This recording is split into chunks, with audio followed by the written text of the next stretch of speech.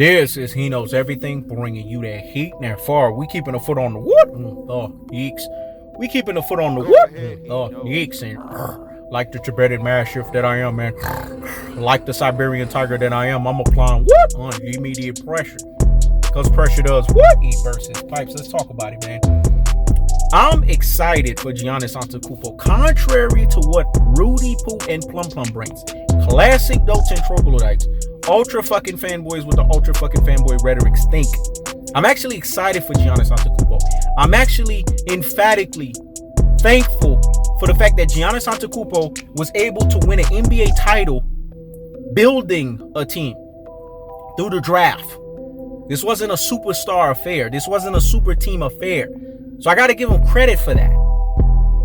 But at the same time, I'm not going to be a brain full of mush and brainwashed dodo head and shit on Kawhi Leonard, shit on Kevin Durant's achievements. Because to win an NBA title, it takes three things. I'm going to explain this to you guys because there's a lot of people that are what we call brain full of mush and brainwashed dodo heads. They don't understand the sport of basketball. It takes willpower. You have to have indomitable will to win an NBA title. Because the NBA playoffs are where legends are made. The NBA playoffs is where greatness personification can only be hindered. The motherfucker can't be stopped. You have to have what's called synergy, chemistry. Everybody on that team, option 1, option 2, option 3, and the sum of all parts, got to be clicking on all fucking cylinders. Everybody got to be on one accord, basically. Everybody got to be on the same page. That's what happened with Giannis Antetokounmpo. That's what happened with Chris Middleton. That's what happened with Drew Holiday. Their option 1, 2, and 3, and their sum of parts did what they were supposed to do when it was incumbent upon them to do it. And then the third thing, you have to have luck. That means no fucking injuries. That means no fucking precarious situations where your team is basically found not peaking at the right time. Not doing what they're supposed to at the right time. Not building the momentum at the right time. These are the three silver linings. These are the three most important ingredients for an NBA championship team. This is what championship pedigree is all about. The Milwaukee Bucks had the check off of all three. Brooklyn Nets was unfortunate. They were 2 out of 3. Injuries plagued them. Los Angeles Clippers were 2 out of 3. Injuries plagued them. Otherwise, we would have had the Nets versus the Clippers. But it didn't happen. But I'm happy nevertheless. And instead of me, and when I say me, I'm talking in general when it comes to basketball, because I would never do no Rudy Poo and Plum brain shit. I would never do no classic Doden and troglodyte shit like that. I would never do no ultra fanboy with the ultra fanboy rhetoric shit like that. I'm talking in general, us as basketball heads, us as basketball purists, us as basketball connoisseurs. Instead of us jumping for joy in glee and saying, you know what, we got something that we haven't seen in a while. 2 mid-levels, 2 low-level markets go to the NBA Finals. The Phoenix Suns, the Milwaukee Bucks. The ratings went up because NBA fans was tired of La Shit Show. They were tired of Lagoon La Reffing. They were tired of La Bought and La Paid For. They were tired of La Fraud James. They were tired of basically what we would say a Mickey Mouse affair, a fraudulent fluky on the spot affair, a least path of resistance affair, an infinite Sukuyumi affair, a movie Ready Player One when we take off the virtual reality goggles and we put the motherfucker back on affair. They were tired of the NBA pickup game affair. And they wanted to see a real NBA affair.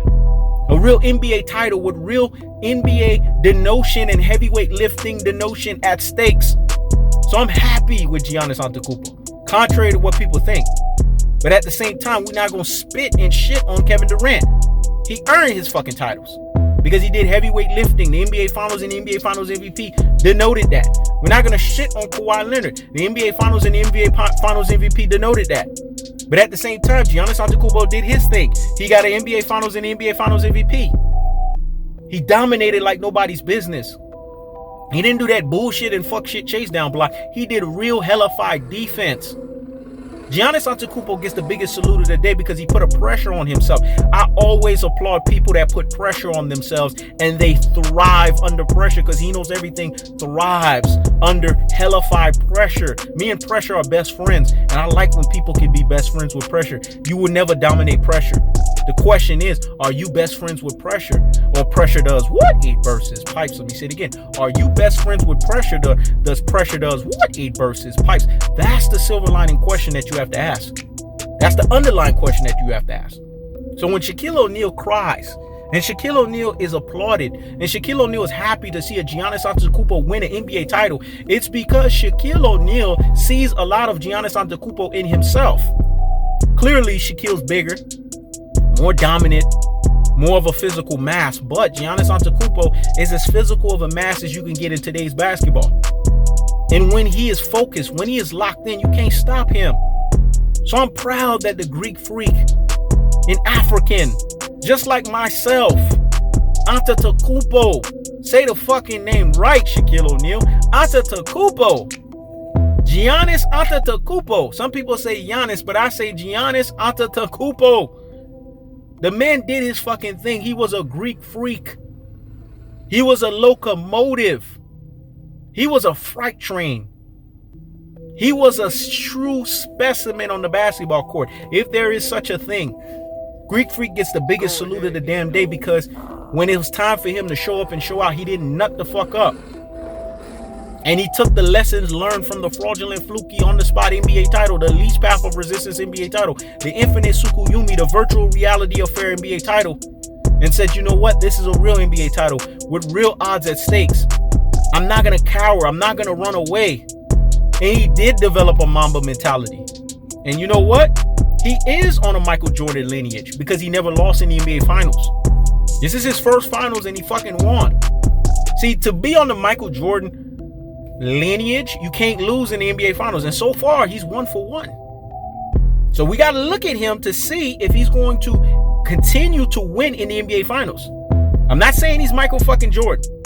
I would never say no bullshit and fuck shit like that. But he's on the lineage because he never lost. Remember, that's the requirement. You can't fucking lose because once you lose, you are invalidated. Greek freak gets the biggest salute of the damn day because when it was time for him to put the pressure upon himself, he did that. When he said he was at 60% of his MVP potential, he took the mantle of that. He girded up thy loins. He was bustling fucking testosterone and he stepped up, he showed up, and he showed out. And to beat Kevin Durant, of all fucking people, biggest salute of the fucking day. He kept the foot on the what? The yikes. He kept the foot on the what? The yikes. Now I know Kevin Durant's coming for your rabbit ass next year.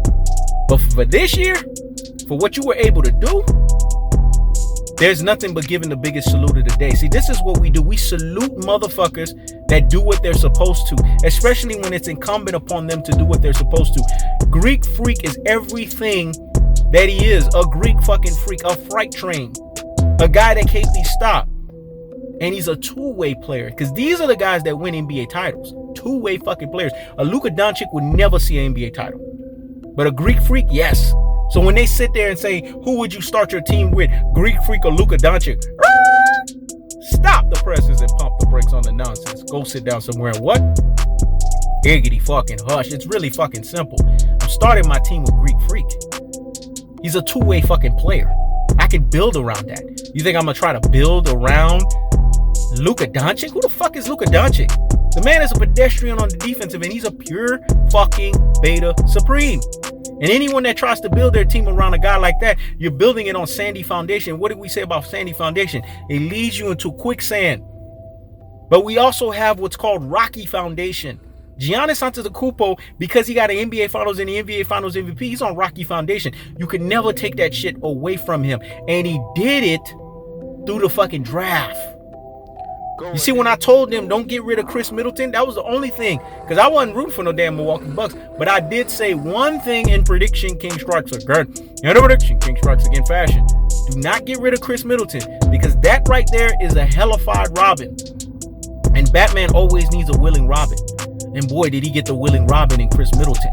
When it's all said and done, there's nothing but to give the biggest salute to the Milwaukee Bucks. Because if you don't do that, you're not a real basketball fan. If you don't do that, you're not speaking the truth. And if you don't do that, you're not qualified to talk basketball. Notice I was able to give Milwaukee Bucks their just due. I was able to give Giannis Antetokounmpo his just due. But at the same time, I didn't spit and shit on Kevin Durant.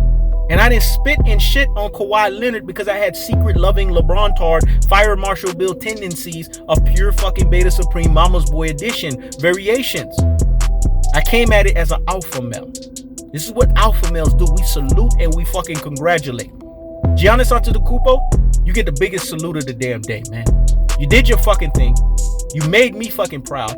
And now, if you never win an NBA title, you are now in the ranks and the pantheon of greatness forever.